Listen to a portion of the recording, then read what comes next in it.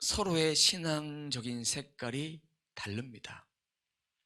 같은 말씀을 묵상해도 각자 주시는 깨달음은 다릅니다. 제가 앞에서 설교를 해도 들으시는 분이 각자 나에게 주시는 말씀이 다 다를 거예요. 어떤 말씀에 더 집중해야 되는 것도 각자마다 다르게 또 영적 깨달음을 주십니다. 같은 예수를 믿어도 다 다르지만 같아야 될 것이 있습니다. 성경. 기록된 성경의 말씀이 최고의 예언의 말씀이다. 기록된 하나님의 말씀이 최고의 예언의 말씀이다. 이거 하나는 같아야 되고요. 두 번째는 우리 내적으로, 그러니까 주의 말씀 안에서 성령 충만할 때 이 내적으로 하나님께서 주신 음성에 대해서 순종해야 된다. 각자마다 하나님이 주신 음성은 다른 거예요. 그러니까 설교를 통해서, 기도를 통해서, 묵상을 통해서, 또 각가지 삶을 통해서 주시는 성령의 메시지가 있습니다. 마음의 감동, 그 감동을 따르는 거예요. 그리고 세 번째는 삼위일체 하나님을 믿는 신앙. 이걸 안 믿으면 이단인 거예요. 우리는 하나님께 기도하지만 마지막에 예수님의 이름으로 기도하는 이유는 우리의 기도는 예수님을 통해서 올라가는 거예요. 그러니까 이 삼위일체 하나님에 대해서 부정하면 이단인 거예요. 이러한 자들에게 하나님의 복이 임하는 거예요. 예수 그리스도 안에 있는 자에게 하나님께서 복을 주십니다. 그럼 예수 그리스도 안에 있는 자는 천국을 사모하는 자입니다. 오늘 죽어도 천국 가니까, 오늘 죽어도 하나님 나라 가니까 우리는 평안한 거예요. 이 땅에 오직 주밖에 없네. 이 찬양의 고백도 드렸듯이 그 무엇도 우리를 채울 수 없습니다. 주님의 평안, 그것만이 우리를 채울 수 있습니다. 지난주 말씀 나눴던 거 기억하시죠? 지난주에 부활 때에 누구의 아내가 됩니까? 계대 결혼 7형제가 다 자식이 없이 죽었어요. 큰형이 자식이 없어 죽으니까 둘째가 형수랑 결혼하고, 이렇게 계속해서 7형제가 그렇게 했는데 자식이 없이 다 죽고 그 부인도 다 죽고, 그럼 누구의 아내가 되겠습니까? 라고 사두개인들이 질문을 했어요. 그때 주님 하신 말씀이 무엇입니까? 부활 때에는 결혼도 장가도 시집도 가지 않는다. 육신의 생각으로는 바라볼 것이 천국이 아니다. 부활은 그런 것이 아니다. 신령한 몸으로, 어떤 신령한 몸? 우리가 여태까지 살아보지 못했던 신령한 몸으로 부활을 합니다. 죽은 자를 다 깨워서 찬다고 표현하셨으니까 그 자들이 일어나서 신령한 몸으로 부활이 되는 거예요. 에덴 동산에서 하나님이 죄 없는 상태로 창조하셨을 때 그때로 돌아가는 것입니다. 우리 몸은 거룩한 신부가 되는 것입니다. 다른 차원의 삶이에요. 지금과 육체와 같은 삶이 아니라 다른 차원의 삶이 기다리고 있다는 것을 우린 기대하시면서 이 땅의 삶을 최선을 다해 살아야 합니다. 오늘도 그 말씀을 듣고 있던 사람 중, 바리새인 중에 한 서기관이, 바리새인 계열의 한 서기관이 예수님께 질문합니다. 이 질문에는요, 예수님을 넘어뜨릴 의도가 없었습니다. 더 깊은 곳으로 나아가고자 질문한 거예요. 다른 사람은 예수님을 넘어뜨리려는 질문을 계속 해댄 거예요. 대답 못하도록, 곤란하도록, 입장 곤란하도록. 근데 이 서기관은 예수님 말씀에 다 인정하고 고백하고 받아들이고, 아, 그렇습니다 라고 인정하는 고백이 담겨져 있습니다. 28절 말씀 보도록 하겠습니다. 서기관 중 한 사람이 그들이 변론하는 것을 듣고 예수께 잘 대답하신 줄을 알고 나와 묻되, 모든 계명 중에 첫째가 무엇이니까? 서기관 중 한 사람이 단독적으로 주님 앞에 나와 질문한 것입니다. 여태까지 주님이 변론하시고 지혜의 말씀으로 전해 주셨던 것들을 다 들은 거예요. 듣고 나서 계명 중에 첫째가 무엇입니까? 사두개인들, 바리새인들, 서기관들, 종교 지도자들, 대제사장들, 그들과 차원이 다른 신앙적인 고민을 하고 있는 거예요. 신앙적인 고민. 다 듣고 있다가 다 맞으니까.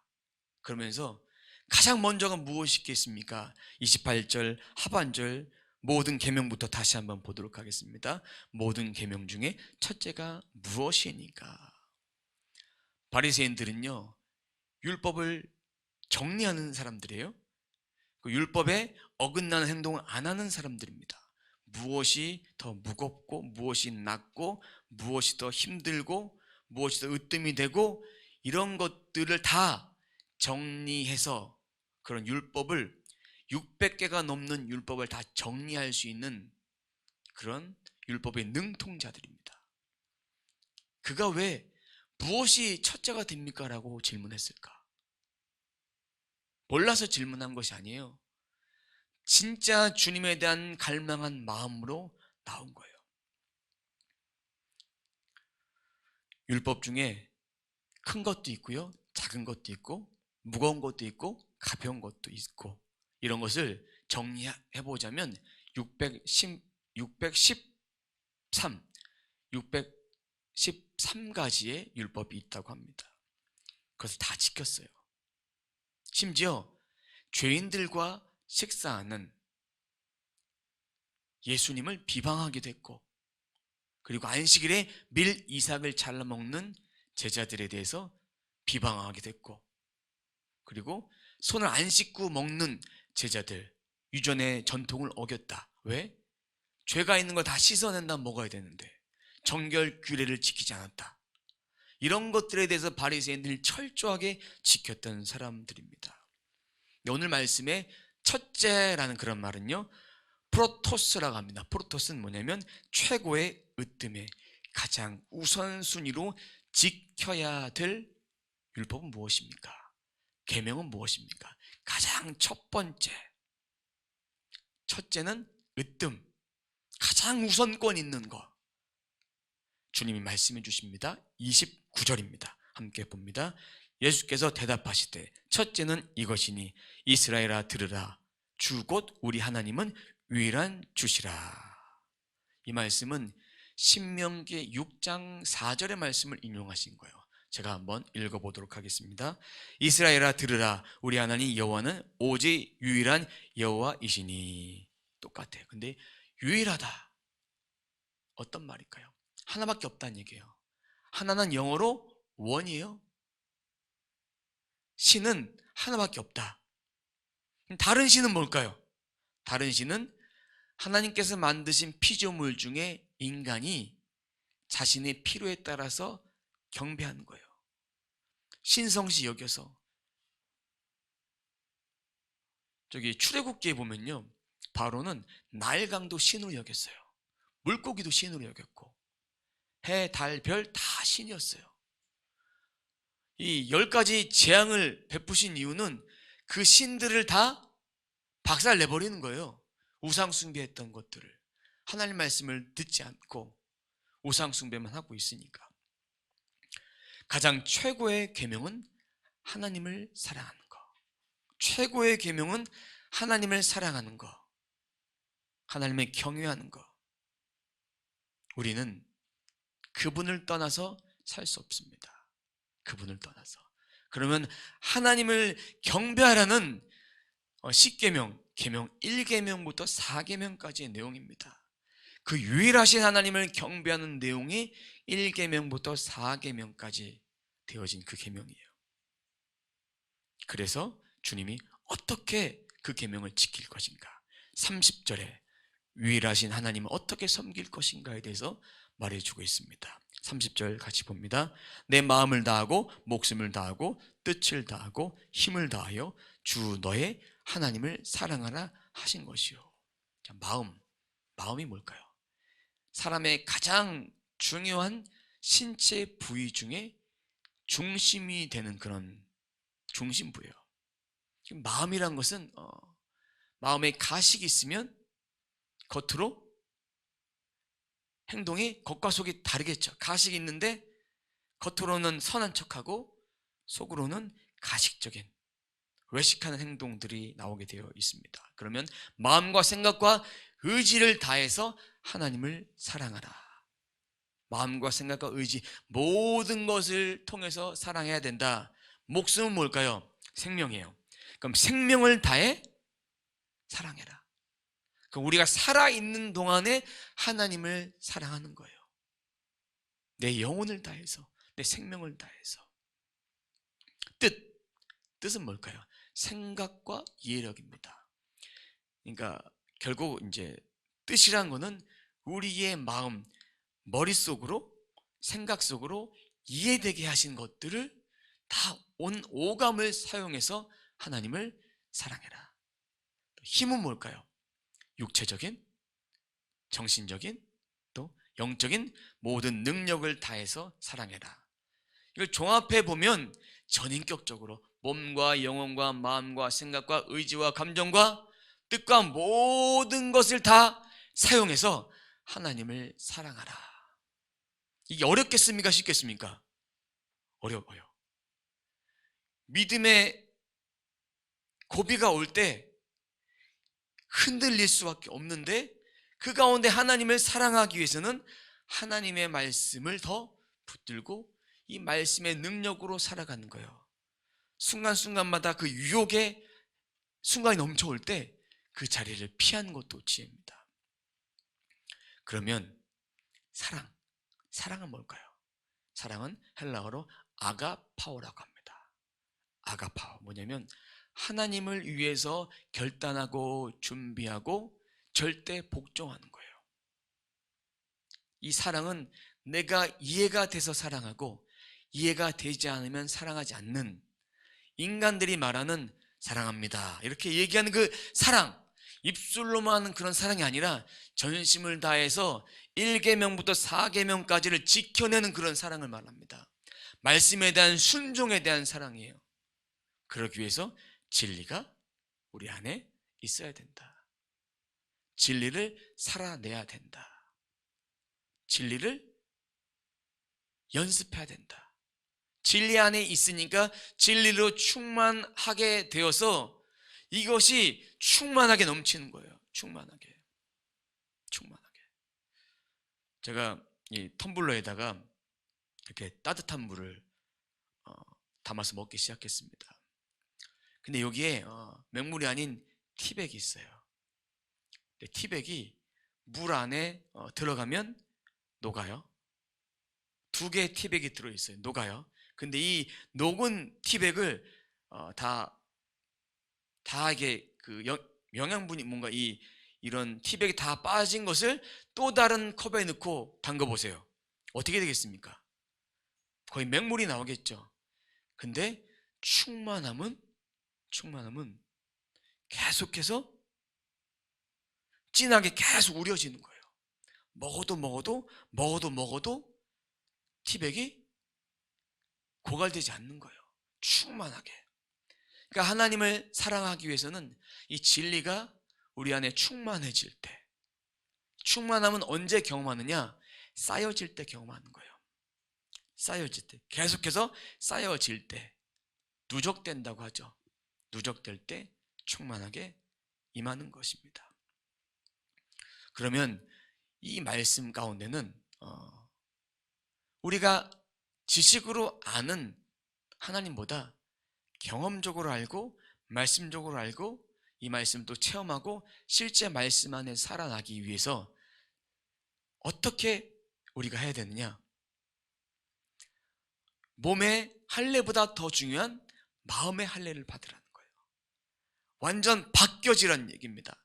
내면까지도 하나님을 사랑하고 전적인 성령이 의지하심을 따라 살고 진짜 리얼 크리스찬, 진짜 크리스찬으로 살아가는 거, 그것을 말해주고 있습니다. 진짜 하나님 사랑하는 거는 입술로만 주님 사랑합니다 이거로 끝내면 사랑이 아닌 거예요. 옆에 있는 분들 한번 보세요. 사랑합니다 했을 때 그냥 영혼 없는 사랑, 사랑합니다. 끝내는 건 아무 의미가 없는 거예요. 주님을 진짜 사랑하는지, 그것이 마음과 목숨과 뜻과 힘을 다하여 사랑하는 전적인 사랑, 그것을 말해주고 있습니다. 복종함으로, 사랑함으로, 주님이 우리들에게 핏값으로 사랑을 베풀어 주셨기에 우리도 그 사랑을 전하는 것입니다. 이런 마음으로 옆에 있는 분들에게 이렇게 인사하겠습니다. 사랑합니다. 사랑합니다. 이렇게 마음을 다해서, 진짜 마음을 다해서 우러나는 마음으로 사랑합니다. 하나님이 우리를 사랑하실 때 그런 사랑으로 예수님을 보내주신 거예요. 예수님을. 그것이 첫째 되는 사랑입니다. 두 번째 사랑은 무엇일까요? 31절입니다. 둘째는 이것이니 내 이웃을 내 자신과 같이 사랑하라 하신 것이라. 이보다 더 큰 계명이 없느니라. 세상에 줄 수 없는 사랑을 예수님이 보내주셨어요. 예수님이. 이번 말씀은 5계명부터 10계명까지 이웃 사랑에 대해서 말하는 것입니다. 내 이웃을 내 몸과 같이 사랑하라는 그 명령은 5계명부터 10계명까지의 것을 요약해 놓은 것입니다. 바꿔 말하면 하나님을 사랑하는 자는 반드시 이웃을 사랑해야 된다. 내 옆에 있는 사람을 사랑해야 된다. 이거는 명령이에요. 보세요. 내 이웃을 내 자신과 같이 사랑하라. 사랑해도 되고 사랑하지 않아도 된다, 이렇게 말씀하신 것이 아니라 사랑하라는 명령법을 쓰고 있습니다. 명령. 직설적으로 말씀해 주고 있는 거예요. 반드시 사랑해야 된다라는 명령이 담겨져 있는 것입니다. 그러면 이제 이 말씀을 우리가 좀 한 단계 좀 더 나아가 살펴보도록 하겠습니다. 하나님을 사랑하는 것은 수직적인 관계입니다. 수직적인 관계. 위로부터 내려오는 사랑. 우리가 그 사랑에 반응해서 다시 올리는 거예요. 그리고 이 5계명부터 10계명까지는 수평적인 관계예요. 이웃과 이웃과의 사랑. 내 몸같이, 나와 같이 사랑하는 거예요. 이런 수직과 수평적인 관계가 잘 되기 위해서는 수평적인 관계가 먼저가 아니라 수직적인 관계가 먼저입니다. 수직적인 관계가 먼저 풀어져야 수평적 관계도 풀어집니다. 그랬을 때 이 사랑 안에서 우리가 온전한 자유함을 누릴 수 있습니다. 이 수직적인 관계가 잘 되어졌을 때, 우리가 내 이웃을 사랑했을 때, 그때 상대방은 나에게 사랑을 주지 않는 것 같고 잘 몰라주는 것 같지만, 하나님의 사랑했으면 주고 싶은 아가페의 사랑이, 주고 싶은 이 사랑을 마음껏 표출할 수 있습니다. 하지만 수직적인 관계가 되지 않고 수평적인 관계만 따지면 계속 줬는데 돌아오는 건 없어요. 실망감밖에 없습니다. 상처밖에 없습니다. 하지만 수직적 관계가 잘 되면 수평적 관계가 어떻다 해도 그 사랑을 마음껏 줄 수 있습니다. 이것은 말씀에 대한 순종의 모습이에요. 말씀에 대한 순종이기 때문에 주어도 내 마음이 내 것 주는 것이 아니라 받은 것을 주는 거니까, 충만하니까 줄 수 있는 거예요. 우리의 사랑의 기준이 바뀌는 거예요. 그러면 내 영혼의 자존감도 살아나요. 내 영혼이 하나님의 사랑을 충만히 받으니까 내가 소중한 사람이라는 것을 비로소 알게 되고, 내가 세상에 이렇게 무시받는 존재가 아니라는 것을 알게 되고, 내가 비록 세상 속에 살지만 하나님 나라의 천국 시민으로 살아간다는 것을, 이 자부심을 갖고 있으니까 요동하지 않는 거예요. 이것이 바로 자기를 부인하고 자기 십자가를 지며 이렇게 살아가는 거예요. 내 것을 내려놓는 삶이에요. 그러니까 하나님 사랑이 먼저 되어져야 하는 것입니다. 그럼 이 하나님 사랑, 이웃 사랑은 전인격적인 반응이에요. 마음과 뜻과 목숨과 힘을 다하여 사랑하는 그 사랑이 여기에 담겨져 있습니다. 이 말씀을 받고 서기관은 이제 반응을 합니다. 32절 같이 봅니다. 32절 서기관이 이르되 선생님이여 올소이다. 하나님은 한 분이시오 그 외에는 다른 이가 없다 하신 말씀이 참이시니. 다른 유대 종교 지도자들, 바리새인들, 서기관들, 대제사장들, 사두개인들 이런 사람들과 같은 차원이 아니에요. 다 인정했어요. 맞습니다. 맞습니다. 하나님은 한 분이십니다. 모든 것이 맞습니다. 모든 것이 맞습니다. 고백하고 있어요. 부자관원 아시죠? 부자관원은 내가 있는 것 팔아서 가난한 사람들에게 나눠주라 했을 때 어떻게 했습니까? 근심하며 갔어요. 근심하며. 유대 종교 지도자들은 이것에 대해서 딴지를 걸었어요. 가이사에게 세금을 내는 게 맞냐? 맞지 않냐? 하나님은 우리들에게 이 땅의 법에도 순종하라고 하셨으니까 주님이 어떻게 풀어주셨냐? 가이사의 것은 가이사에게, 하나님의 것은 하나님에게, 이렇게 다 이렇게 말씀해 주신 거예요. 그 말씀에 대꾸를 못했어요. 이 사람은 옳습니다. 참됩니다. 진리가 되십니다. 동의했어요. 그리고 33절에 그 고백을 또 들어볼 수 있습니다. 33절 봅니다. 또 마음을 다하고 지혜를 다하고 힘을 다하여 하나님을 사랑하는 것과 또 이웃을 자기 자신과 같이 사랑하는 것이 전체로 드리는 모든 번제물과 기타 제물보다 나으니이다. 30절에는 마음, 목숨, 힘, 뜻으로 되어 있는데 오늘 말씀에서는 33절 마음, 지혜, 힘이에요. 마음, 지혜, 힘. 그럼 여기서 틀린 게 뭡니까? 목숨과 뜻이 지혜로 바뀌었어요. 똑같다는 얘기예요. 같은 표현을 다르게 한 거예요. 그럼 여기서 지혜는요, 슈네 시스라고 합니다. 헬라어로. 슈네 시스는 뭐냐면 이해력, 통찰력. 그러니까 하나님이 주신 그 생명으로 이 말씀을 이해하는 것. 하나님을 사랑하는 것이 곧 지혜다. 목숨과 뜻이 지혜와 동일한 뜻으로 쓰여진 거예요. 그럼 이것이 진리 안에 있기 때문에 지혜로 받아들여졌을 때 목숨, 뜻, 목숨, 뜻, 이것이 생명의 말씀으로, 목숨이 생명이니까 생명으로 말씀을 이해하는 거예요. 뜻으로 이해하고 지혜로 받아들이고 동일한 얘기예요. 그러면 이 말씀 가운데 우리가 좀 반문이 되는 그런 말씀이 있습니다. 33절 이어서 보면 이웃 사랑을 두 번째로 하라 그랬잖아요. 근데 그 다음 구절에 보니까 33절 하반절입니다. 전체로 드리는 모든 번제물과 기타 제물보다 나으니이다. 다시 33절 다시 한번 또 보도록 하겠습니다. 또 마음을 다하고 지혜를 다하고 힘을 다하여 하나님을 사랑하는 것과, 한 가지예요. 두 번째, 또 이웃을 자기 자신과 같이 사랑하는 것이 전체로 드리는 모든 번제물과 기타 제물보다 나으니이다. 이웃 사랑이 더 낫다는 얘기예요. 어떻게 생각하십니까? 하나님께 드리는 번제물, 이거는요, 하나님 앞에 형식적으로 드리는 예물은 하나님 받지 않으신다. 하나님 앞에 진정으로 말씀에 순종하는 자가 드리는 예배를 받으신다. 그의 삶을 받으신다. 제가 말씀을 준비하다가 가끔씩 이렇게 풀리지 않는 그런 말씀이 나올 때가 있어요.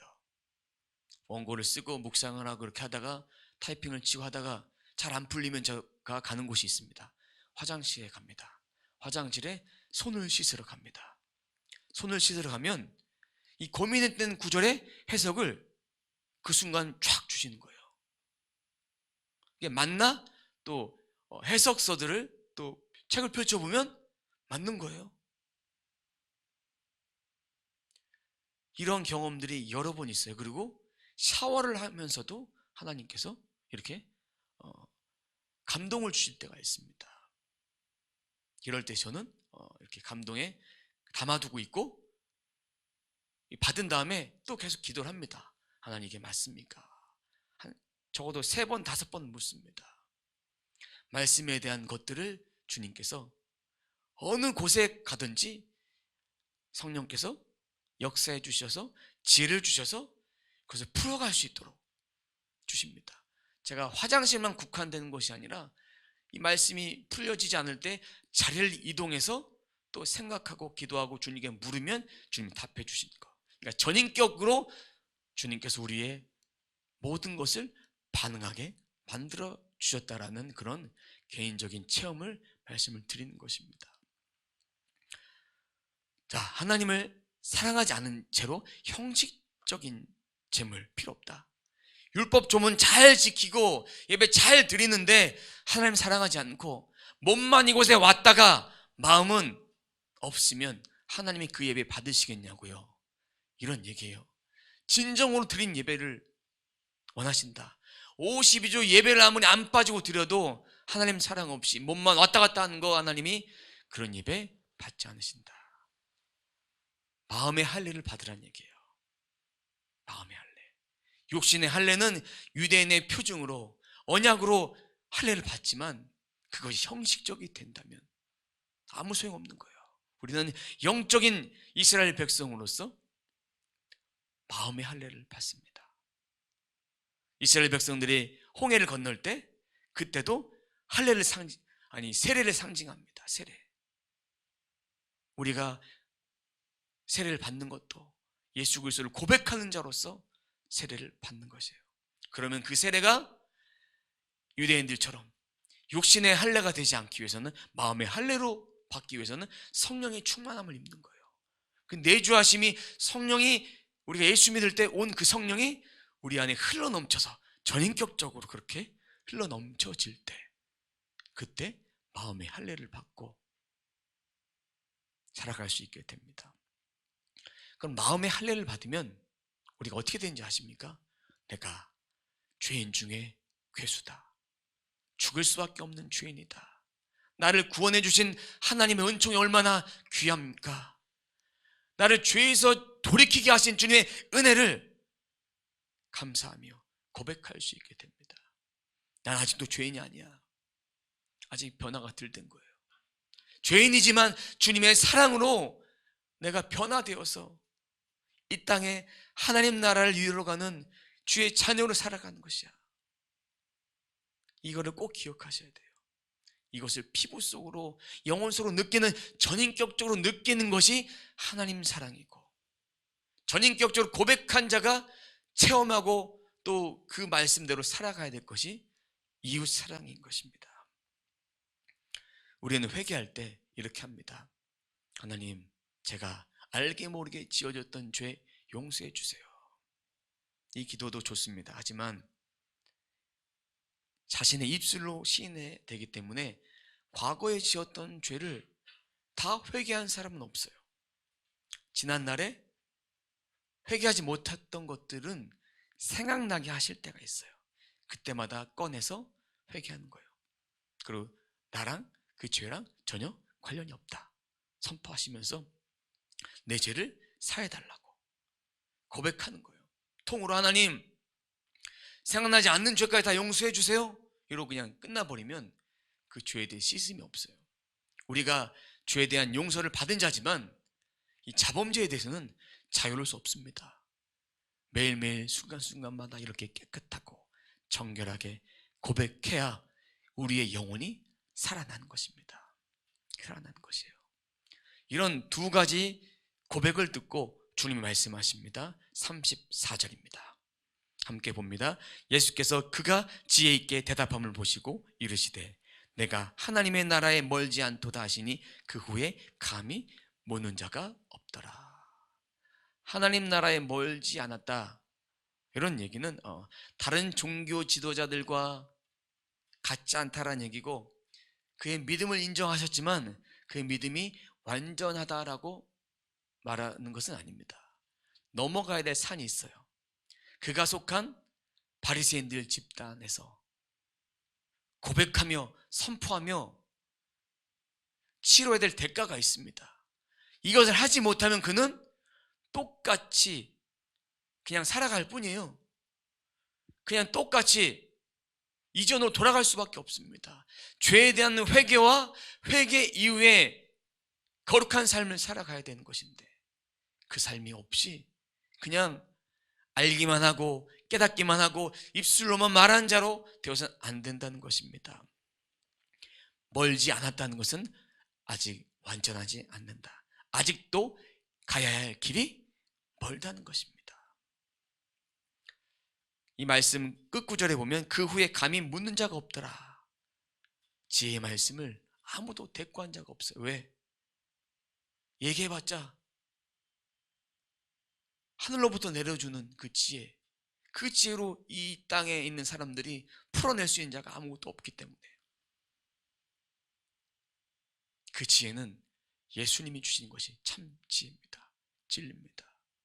순간순간마다 말씀이 이해가 되지 않을 때 주님 지혜를 주십시오. 묵상을 하고 기도하고 그때 주신 지혜, 그 해석이 또 내 마음 가운데 주시는 깨달음, 그걸 붙잡으세요.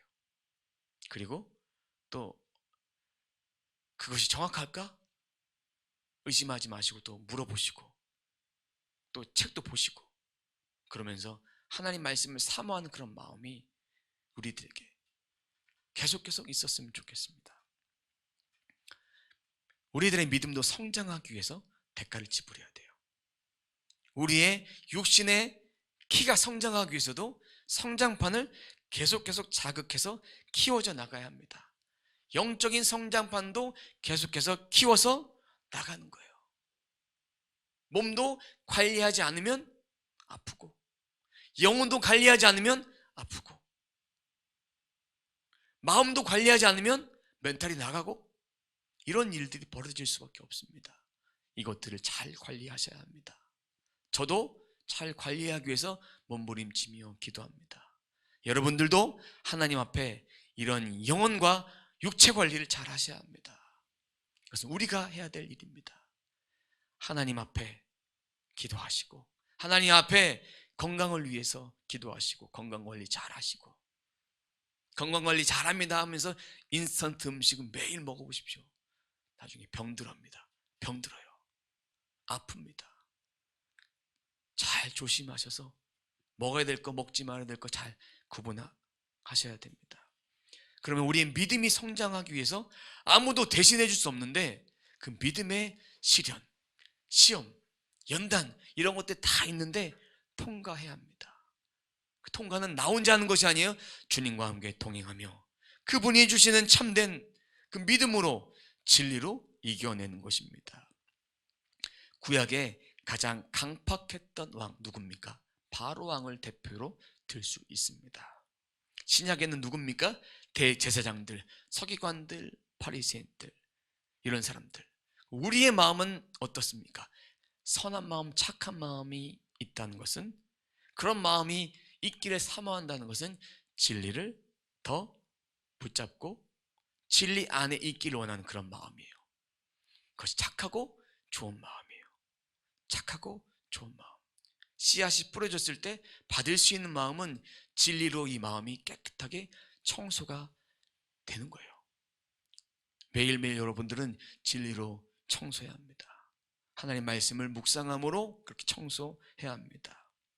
그랬을 때 하나님을 마음과 목숨과 힘과 뜻과 지혜로 사랑할 수 있게 됩니다. 사랑하는 성도 여러분, 우리는 예수님을 언제까지 붙잡아야 될까요? 주님 오실 때까지, 우리 생명 다할 때까지, 그때까지 붙잡는 거예요. 마지막까지 견디는 자만이 승리할 수 있고, 마지막까지 반석 위에 있는 자만이 승리할 수 있습니다. 우리가 반석 위에 있기 위해서는 하나님의 말씀을 붙잡는 거, 그 말씀을 주야로 읊조리는 거, 주야로 고백하는 거, 그것이 반석 위에 있는 자입니다. 반석 위에. 오늘도 주님 말씀 붙잡고 살아갈 때 승리할 수 있습니다. 주의 말씀이 없으면 우리는 어떻게 됩니까? 실패하게 됩니다. 실패한 인생 살고 싶습니까? 성공하는 인생 살고 싶습니까? 성공하는 인생 우린 살아가야 합니다. 세상적인 성공이 아니라 하나님 나라의 성공자로서 제 안에 있을 때 이 땅의 삶도 부흥하게 돼요. 영적인 것도 부흥하게 되고 새롭게 되고 육신적인 것도 새롭게 될 수 있는 역사가 일어납니다. 바라기는 우리들 마음속에 말씀으로 무장되어서 하나님을 끝까지 사랑하는 저와 여러분의 삶이 되시길 주님의 이름으로 축원합니다.